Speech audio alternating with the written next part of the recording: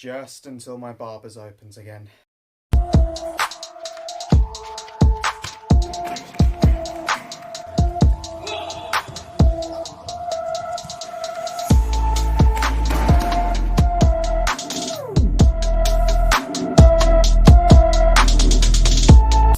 Hey everyone, and welcome back to Kenji Martial Arts. So my last video about solo training ideas you could do at home seemed to be fairly well received. So in the interest of me not having to work too hard and come up with too many video ideas, here's 5 more for you to play around with at home. Plus it looks like we'll be stuck at home for the next few years at least, so hopefully these will come in handy. Okay, so the first one, fairly low budget idea, you need a ball. Most people have one of these lying around, and in my case, I have a baseball. Don't ask me why. What we're going to do with this is extend it out with one arm, lift it slightly, release, and catch with the other arm, pulling the free hand back to my face in a guard position. This will mimic throwing punches from a boxing style fashion guard. If you've got a tennis or bouncy ball, you can throw it to the ground, let it bounce and catch it on its way up. Ways to make this drill more interesting and a little bit more fun is like you would in a real fight or sparring. Take an angle, shuffle to one side, switch it up and keep it up. Change the height of where you catch it, be it higher, middle, lower. Have fun with it.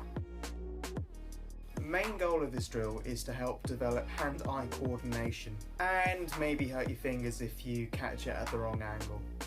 Be careful with it. Okay, so for drill number 2, it's this really weird device called a reflex ball. Now I messed up when I got this. Apparently there are 2 different types. There's a black one and a red one. Red one is more advanced. It's a lot bouncier and it's harder to control. But that just means I get more of a challenge. When you get this, you get the ball, the string, which is attached to the ball, and you get this headband with this little metal piece right here. You've got to tie the string to the little metal piece. There's no way to clip it on, so you just have to tie it on as best as you can. I think I did a pretty good job, all things considered. Anyway, I use this with gloves. Start hitting low and eventually work up to getting higher and higher.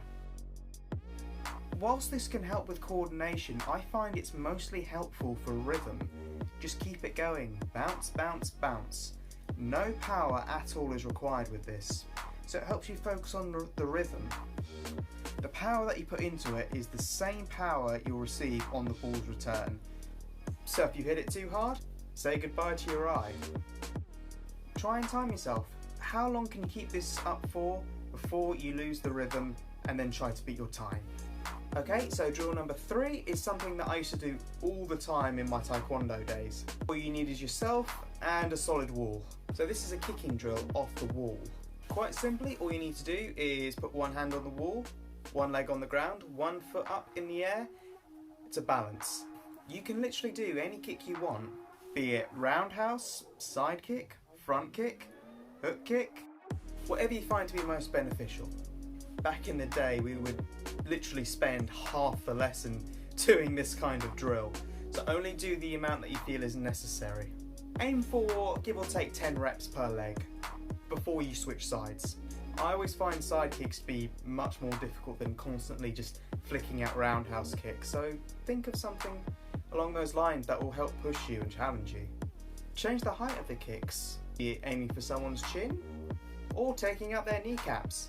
The choice is yours. Okay, so drill number 4 is throwing using either a belt or bands. Tie the belt or band onto a hook or a solid surface that isn't going to pull away and start practicing your throws like so. Repeating throws like this constantly is called Uchikomi in judo. Put a pair of shoes down to represent the opponent's feet and try to aim to get your feet in that slot. They're your reference point. For this, I'd recommend practicing 1 arm shoulder throws, 2 arm shoulder throws, body drops and shoulder drops. And you can also use this to practice sweeps. Sweep those shoes out of the way. The good thing about this is you can literally practice this drill for ages. I'd aim for at least 20 reps on each side and alternate sides per throw. Now for drill number 5, It's the more expensive option out of the lot. It's using a grappling dummy. I got this one off Amazon, but that's not all. Generally these things come unfilled, so you need to fill it with rags and old clothes. You need to make sure there's no gaps. Use it indoors and keep it in a clear area where you aren't going to break anything. You can strike it, wrestle, throw, fight on the ground, whatever floats your boat. Right now they make decent substitutes for our current lack of partners.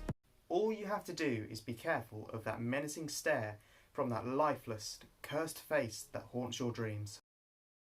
Oh well, anyway, that's all from me for today. I hope these ideas help you. I'll put a link in the description for the first video in case you haven't seen that. Go check that out. So if you could please drop a like, comment, any questions or things you'd like to see on this channel, subscribe, hit me up on Insta, and of course I wish you all the best with your training. Take care.